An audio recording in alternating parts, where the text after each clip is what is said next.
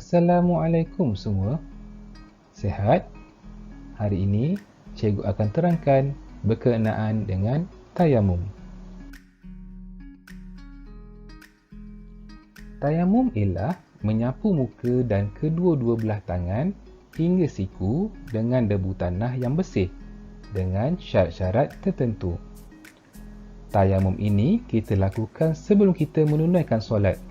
Sekiranya tiada air atau ada bahagian anggota wuduk kita tidak boleh terkena air disebabkan penyakit.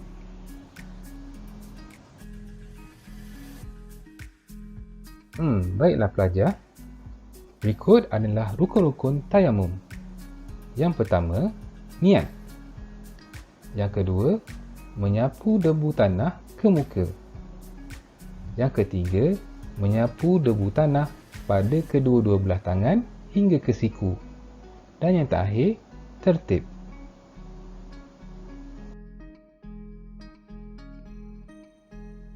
Perkara yang membatalkan tayamum. Yang pertama, melakukan perkara yang membatalkan wuduk. Yang kedua, ada ataupun terjumpa air sebelum solat. Yang ketiga, sembuh daripada penyakit. Yang keempat, luput waktu solat. Yang kelima, murtad, iaitu keluar daripada Islam.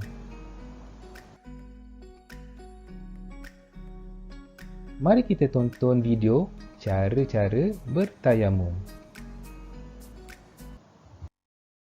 Sekiranya anggota wuduk pesakit boleh terkena air, maka pesakit perlu berwuduk. Namun seandainya pesakit sendiri tidak mampu untuk berwuduk, dia perlu dapatkan bantuan daripada kaki tangan hospital ataupun ahli keluarganya. Sekiranya anggota badan ataupun anggota wuduk pesakit itu tidak boleh terkena air langsung, maka ia perlu bertayamum dan dapatkan bahan tayamum daripada kaki tangan hospital. Pesakit yang anggota wuduknya tidak berbalut, namun anggota wuduknya tidak boleh terkena air, sebagai contoh dalam kes menecur, maka pesakit tersebut dikehendaki bertayamum. Cumanya dalam situasi begini, pesakit tidak perlu mengulangi semula solatnya setelah ia sembuh. Namun sekiranya pesakit dia tidak mampu bertayamum, maka dia tetap diwajibkan solat dan dia perlu mengulangi semula solatnya setelah ia sembuh. Apa itu tayamum? Tayamum ialah menyapu muka dan kedua belah tangan meliputi siku menggunakan debu tanah atau apa saja bahan yang datang daripada jenis muka bumi. Batu boleh, garam bukit pun boleh. Dan tak disyaratkan batu dan apa saja bahan tayamum tersebut perlu berdebu, tak disyaratkan. Kalaulah kita nak bertayamum di atas tanah liat ataupun batu yang tidak berdebu, juga dibolehkan. Kalau juga kita nak gunakan batu tersebut, lalu kita basuh batu tersebut, kemudian kita nak bertayamum dengan batu tersebut, selepas dibasuh, juga dibenarkan. Mari kita lihat cara guna tayamum, cara bertayamum dengan betul. Panduan bertayamum dengan menggunakan debu tanah. Meratakan debu tanah ke muka. Pertama sekali, tepuk kedua-dua tapak tangan anda pada tanah berdebu sekali. Seterusnya, pesakit perlu berniat ketika memindahkannya sehingga menyentuh sebahagian muka. Sahaja aku bertayamum bagi mengharuskan fardu solat kerana Allah Ta'ala. Sapu dan ratakan debu tanah ke seluruh muka sekali sahaja. Buang saki-baki debu tanah yang ada di tapak tangan. Meratakan debu tanah ke tangan kanan.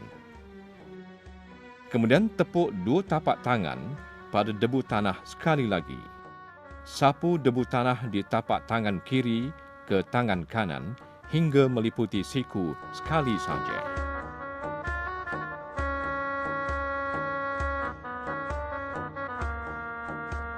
Meratakan debu tanah ke tangan kiri.